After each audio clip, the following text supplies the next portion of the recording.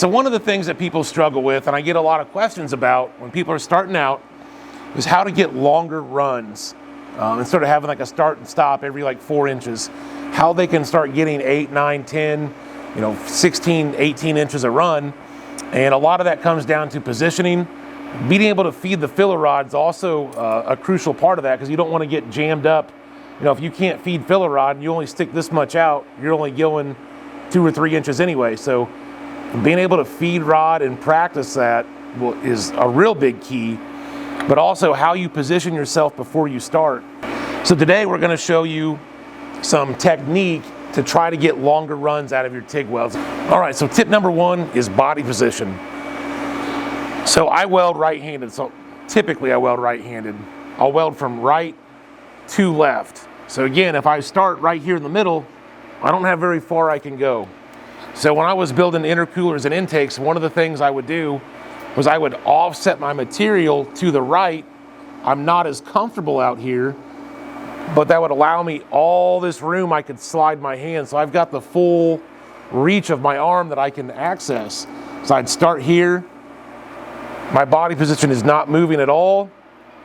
And I'd usually typically stop right about midpoint, because if I started going over here, I can start to lose sight of my torch angle.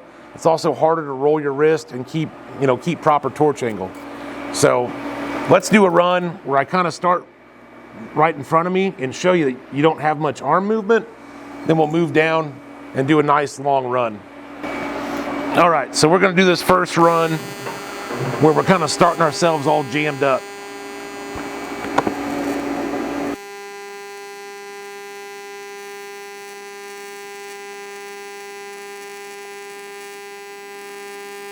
So now I'm about the center way of my body, about the midpoint of my sternum, and I'm already losing sight of my arc through my cup. So if I wasn't running this clear edge cup, I wouldn't be able to see my tungsten or my arc at all. I'd be almost welding blind.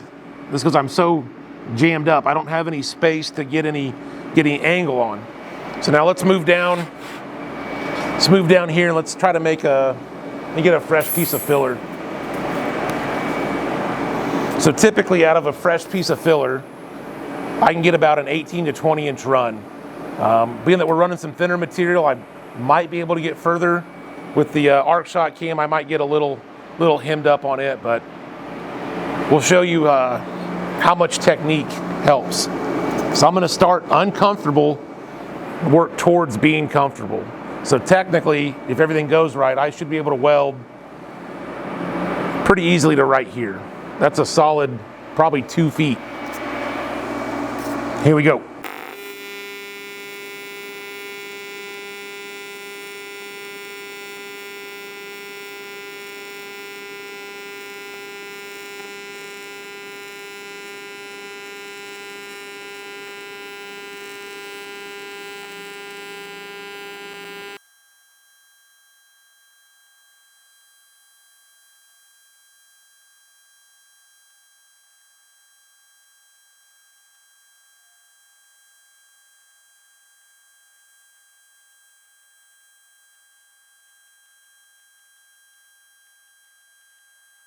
All right, so we just got done running 22.5 inches, and the only reason I really had to stop, I was getting a little low on filler rod. I probably could have got another 4 or 5 inches out of that.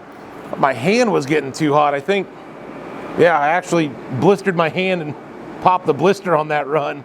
You can see my knuckles are pretty red there. So that was really the reason I stopped. My hand got too hot.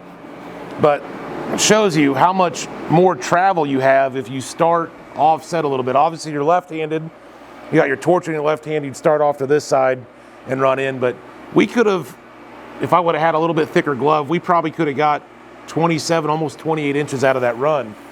So body position, setting your material off to your torch hand side a little bit will gain you a lot more travel.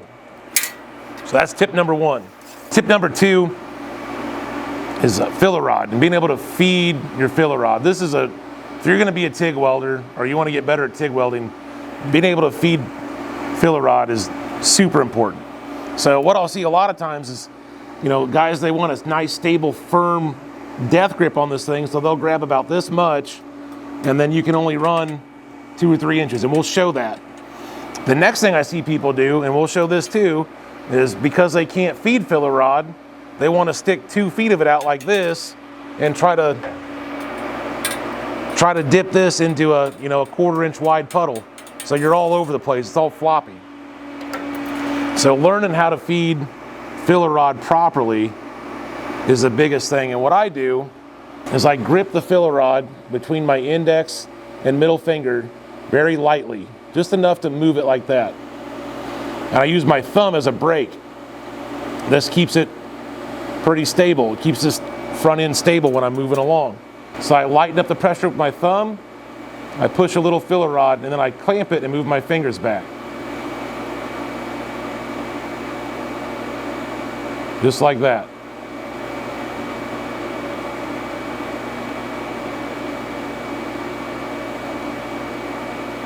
So fingers out, bring them back. That's how I feed filler rod. So now let's do a couple of these runs, showing kind of a typical like newbie or rookie, technique.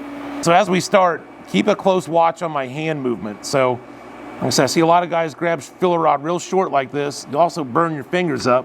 But let's see how far we can get with about 3.5 inches of filler rod sticking out.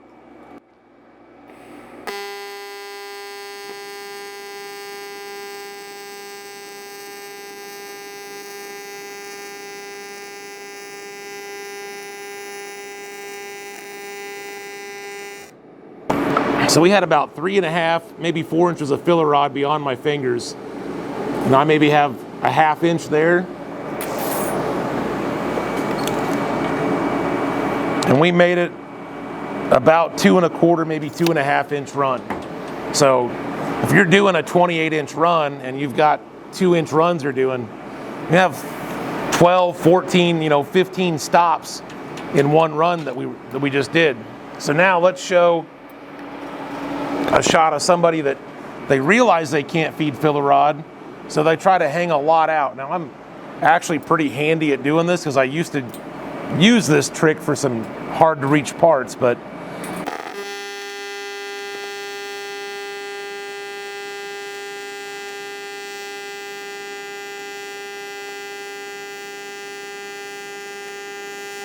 see, the big problem when you hang this much filler rod out, it's hard to push rod into the pool. So you're always going to be underfilling, getting undercut, getting too much heat input. See, my filler's bouncing all over the place.